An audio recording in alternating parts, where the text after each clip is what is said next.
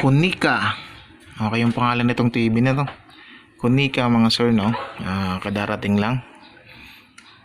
So, yung problema nito, para malaman natin, saksak natin ha.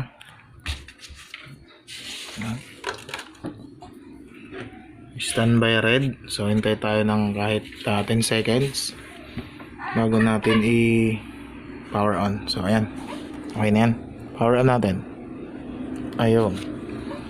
Tingnan natin kung anong lalabas dito. Yung screen nya. Ayun. White screen. Tapos, ayan, oh. Nagpi-flicker. Tapos, may vertical. Nagpi-freeze din siya, no, mga sir. Tapos, ayan. Nagpi-flicker na no signal. Tapos, tawag dyan, vertical na bar na moving siya, no? Yan, masilaw. Ano ba to? So, patayin ko muna yung ilaw. Yan, para mas makita nyo mga sir, no? So, paulitin natin. Unplug ko lang. Tapos, unplug in natin. Standby red. Wait ng 10 seconds. Inom muna tayo ng kape mga sir. Yan. Power natin.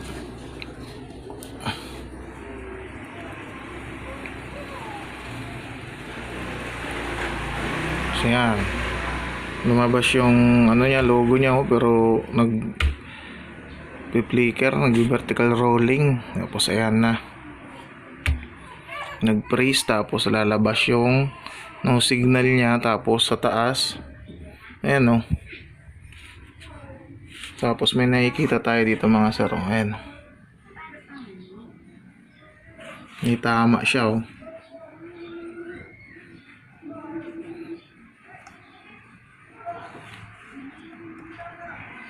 Siguro ko nadiinan to mga sir, no? Ayan. Yung no signal niya, nagmamadali pababa, no? So, tara, buksan natin. Subukan natin ayusin to. Pero sana maayos pa kasi. Ayan.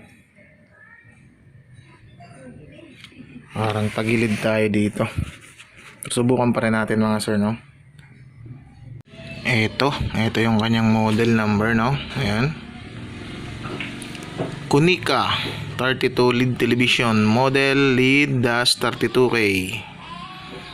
So ayan, tingnan natin yung loob. Minuksan ko na rin to mga sir, no? Ayan, tinanggalan na natin ang tornilyo. Ano ba yun? Tingnan. Ayan. So ganitong board lang yung gamit niya, no? Yung napapansin nyo mga sir,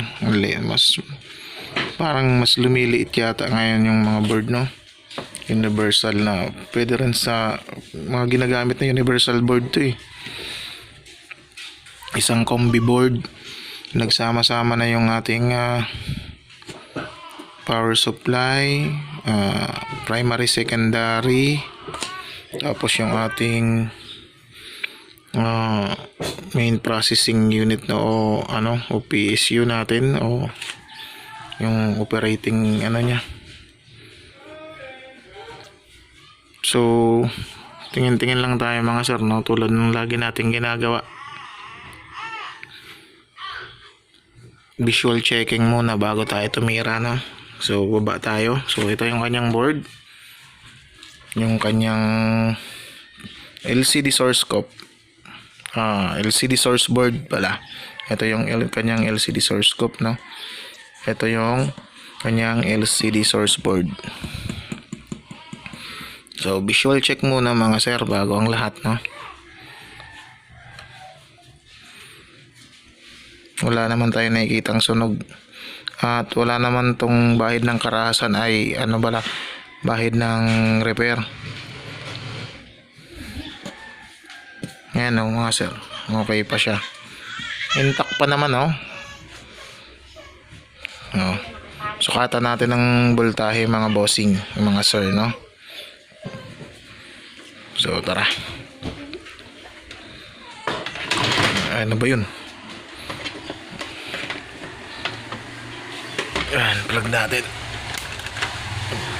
Yan, piston by red na yan.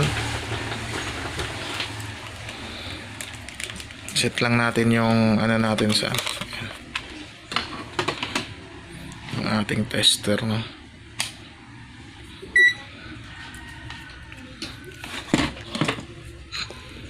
Ground. Kita ba? So ito, power on natin.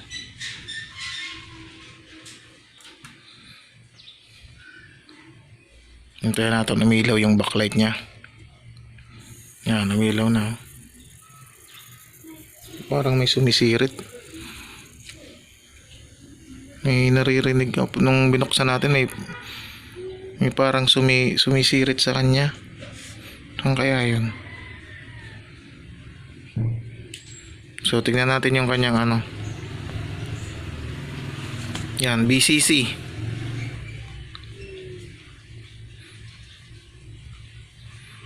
Meron tayong 11.9. Teka lang mga sir, no? Lagyan natin ng ano tong, lagyan natin ng dede. Ay ano, dede. Tawag no, cover kasi masyadong malapad yung test probe yan. Ulit tayo, BCC. May susuka tayong 11.9. Around po 12 na yan. Ayan. Sukatin natin yung kanyang, hanapin natin yung kanyang ano mga sir, no, yung sana yun. Magpakita ka, uy. Ito, BGL. Yan. BGL natin is -6, no? Pasok. Yan, BGL. Yan, BGL. Sukatan natin yung kanyang BGH. Ito.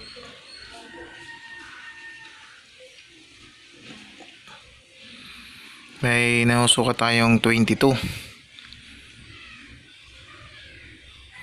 So ibig sabihin, okay yung ating DC to DC. Siyempre, pag okay yung ating DC to DC, mga sir, is laging nandyan si 3.3 na. Ayan. Kasi pag wala si 3.3, ibig sabihin, hindi mag-ooperate yung ating DC to DC IC, no? Pag wala yung 3.3 natin. So kompleto yung ating voltahe. BGL, BGH, VAA, ayan, 15, at yung ating, teka lang nga mga sir, no? Rico, ano yun? Ako, ang init mga sir, na ano natin, ay nakakapaso. Ngayon mga sir, ang init ng ano nya, ang init ng tawag dito, yung IC ng ating source scope, sobrang init. Ngayon nakakapaso. Ako, sana maayos pa natin to. Kabila nga, dito normal lang, oh. So ito yung hinahanap ko. Nandito na siya. Yung Bcom na 6 yata. Yan.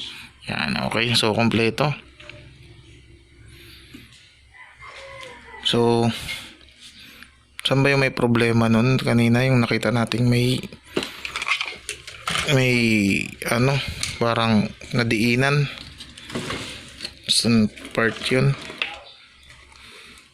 So andun siya. Ngayon yung picture niya mga sir.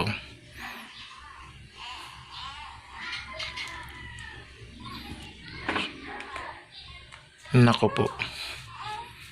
Tignan natin mga sir kung may side cope to. So, balikan ko kayo, baklasin ko lang po.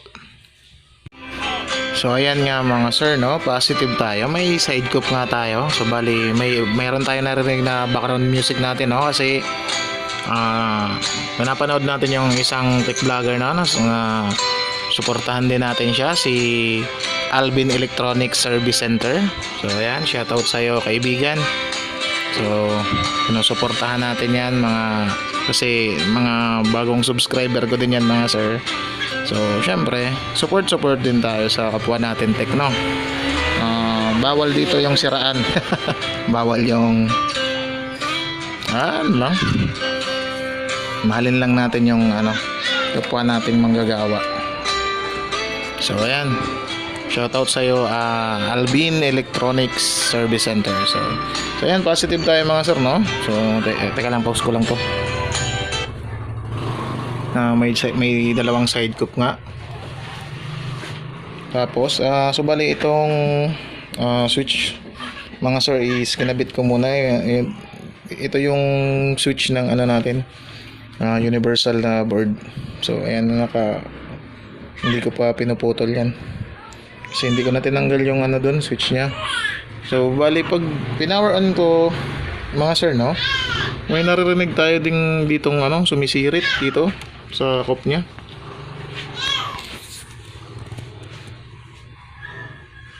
Ang labo naman.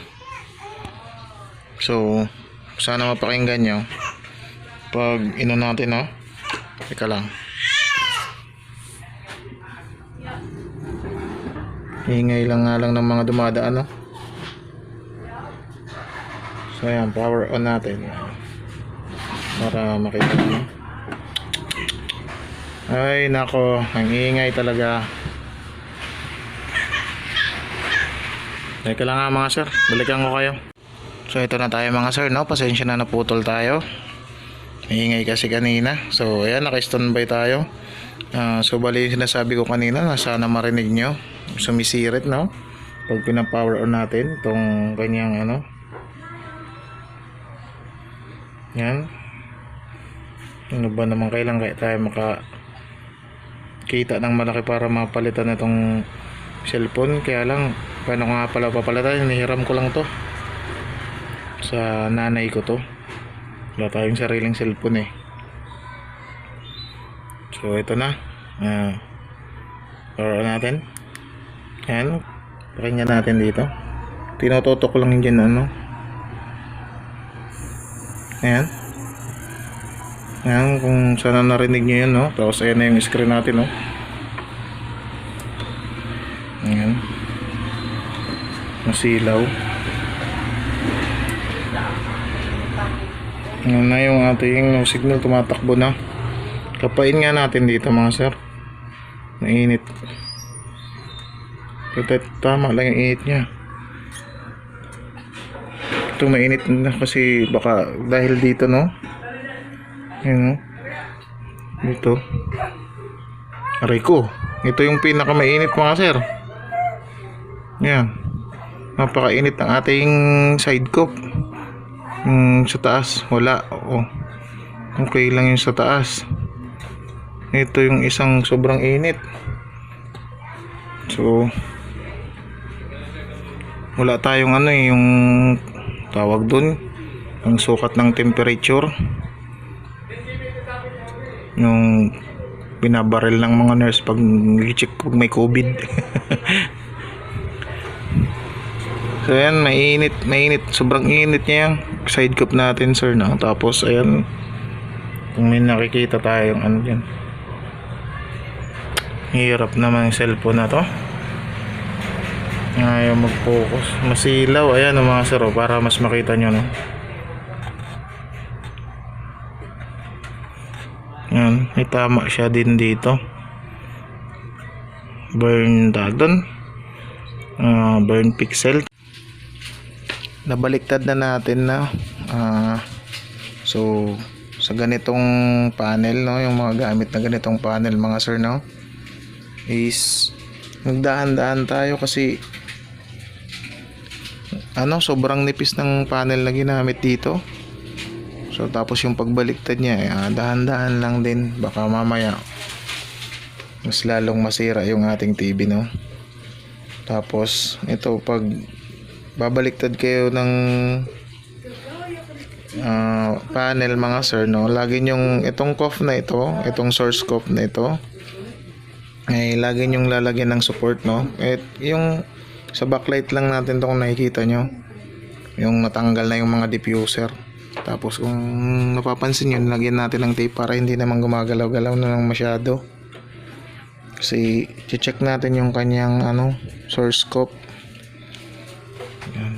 Tinitingnan natin kung may mga sunog ba o nag-short na linya. So, ko lang. Kunin lang natin tong ating microscope. Pagdating sa mga ganito mga sir is dahan-dahan na yung kilos. Ayan, teka lang po. Ito na siya.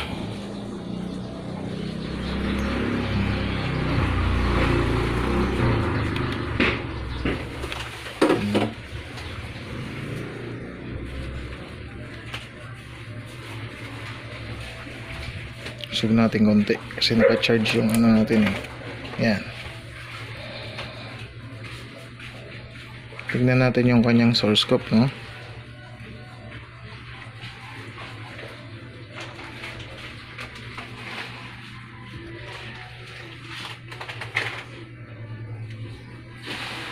So, tingin lang tayo mga sir sa kanyang lines. Yung napapansin yung mga itim mga sir, wala yan. Sa natin yan? Mismong sa camera ng ating microscope, no? Gas-gas na siya. Kasi nalaglag.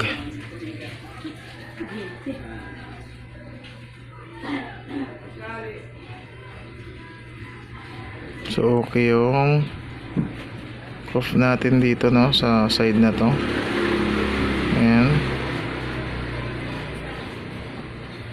So lipat tayo sa kabila.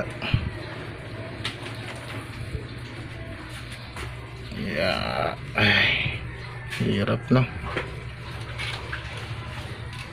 Ito yung kabila natin mga sir.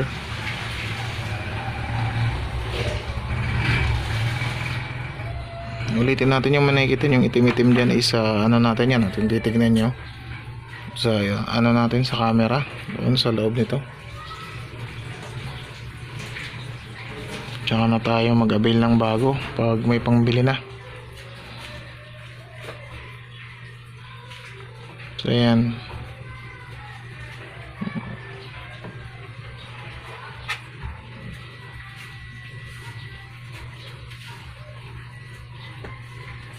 Okay din yung ating isang oops, teka lang. Ano to?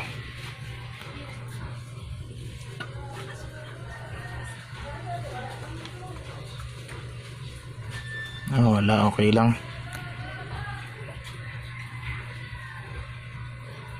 Okay lang ba? Tingnan natin ulit. So okay lang. Okay rin dito, no? Both side. So ngayon sisilipin natin mga sir yung side cup. Titignan natin yung number nya. So yan mga sir, no? Nilagyan natin ng karton o manipis na papel. At ito yung ating side cup number, no? Yung kanyang side cup number. Mamaya maghanap na lang tayo ng data niyan mga sir, no? Yan. 9522-01-4A. So may napapansin pa tayo dito mga sir, no? Yan, parang alisin ko muna to, ha? Yeah. Yan.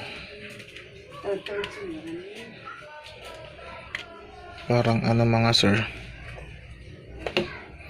ano papansin nyo, parang overheat yung natin. Nasusunog na yung ating IC.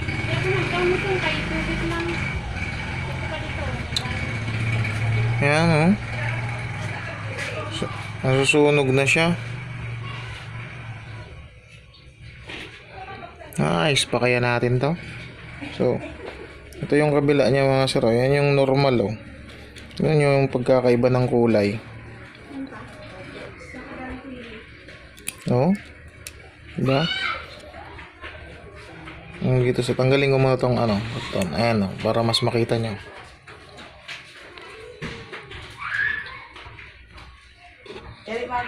Nasusunog na siya oh.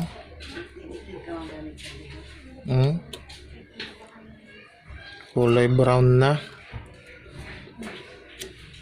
Ito yung kabila natin oh. Ganda ng kulay pa niya oh. Ang silaw naman to.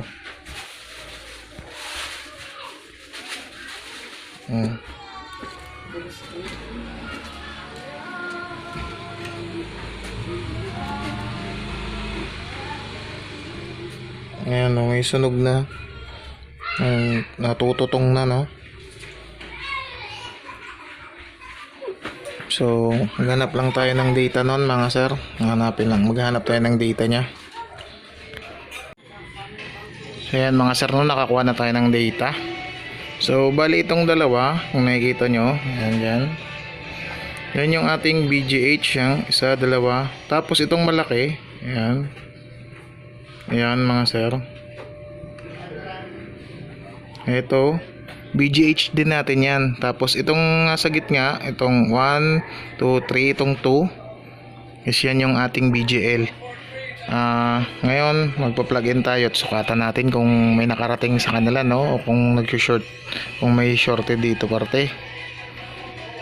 Kasi nakikita natin yung ating IC ng ating side cope ay halos masunog na. So check natin ulit mga sir no.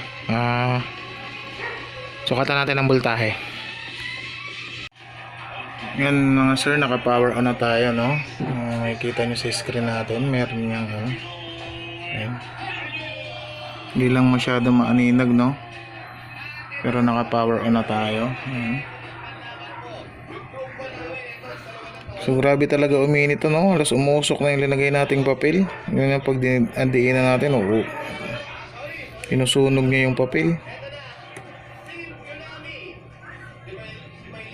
Grabe. Naku po. So tara, sukatan natin mga sir. So ito yung ating BGH. BGH to ha. Ayan. BGH. Sukatan natin siya ng 19. Teka pa ilan. Ulitin natin mga sir no. Pasensya na kayo kung magulong magulo.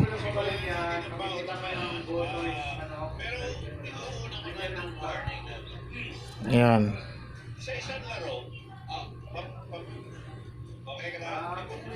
BGH.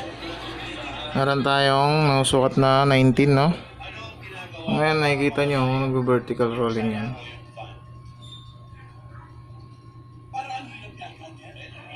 Sukatan naman natin yung ating BGH na dalawa pa.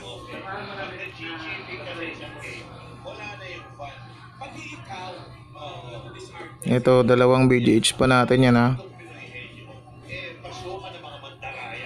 So yan o.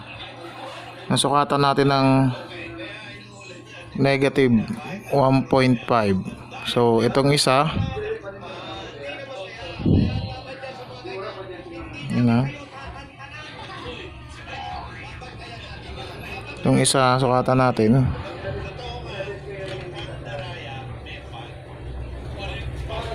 Ganun din yung nasukat natin no. Yung BGH pa nating dalawa. So ito yung isang BGH, yung malaki no. Bali tatlo kasi yung supply ng BGH nito mga sir no. So 1, 2, 3 lahat yan BGH. Itong nasa gitna nila, yan yung ating BGL. Tapos itong sa taas, yun yung ating Bcom. So sukatan natin yung yung ating BGL. Ako napatay pa yung ilaw.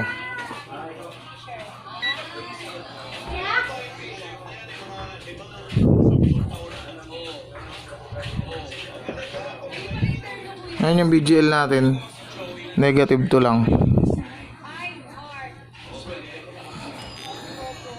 So, parang nag-short yung ating BGH tsaka yung ating BGL, no? So, teka lang mga sir, no? Saglit lang. So, ayan ang mga sir, no? So, ang ginawa natin ay ayan. Kinat ko muna yung line ng ating BGH. So, sukatan natin yung BGL.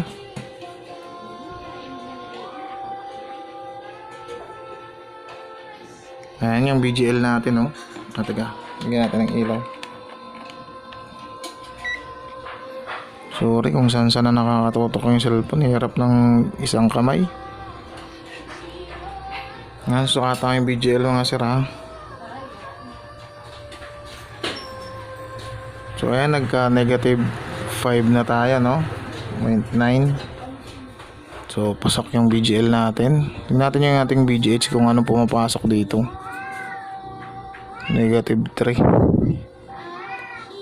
So next step natin mga sir is unplug ko muna. Ayan. Next step natin mga sir is try natin mag-bypass.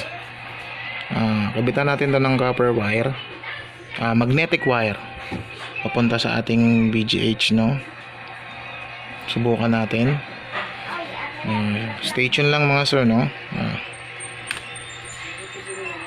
A few moments later. So ayan mga sir, no? Kung napapansin nyo, wala na yung ating screen kasi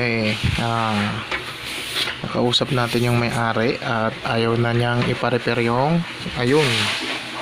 LCD na yon. Kasi nga 'di ba mga sir, sa unang video natin ay makikita niyong may tama siya dito, no?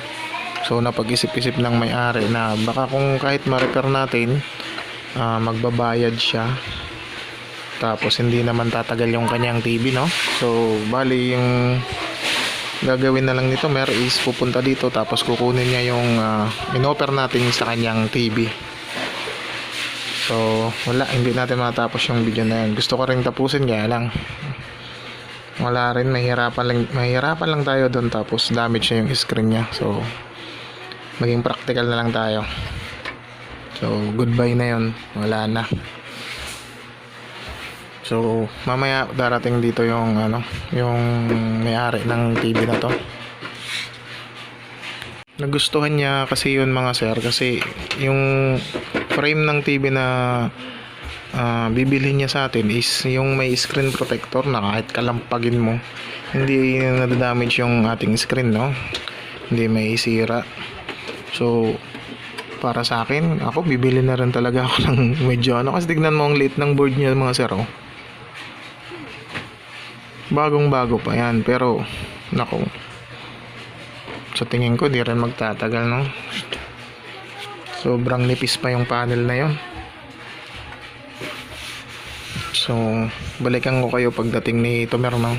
Kunin na yung TV. Ito na nga mga sir, no? So balian dito yung may-ari ng TV na inaayos natin yung tawag dito, yung panel issue. Ayan, Rico. So ayaw nang ipa-repair ni madam kasi may damage na talaga tong LCD niya, no? Makikita nyo naman doon si madam may-ari. So itong bibili niya lang tong natin, Nova na 32, yung may screen protector natin, no? Okay to kahit sa mga anak niya, kahit na bato ng bata, okay lang. Nakikita nyo malakas na yan, ha? So ito na lang gagawin, bibili niya na lang to, tapos hindi na natin re-repair to, itong panel niya. So yan si madam, thank you madam.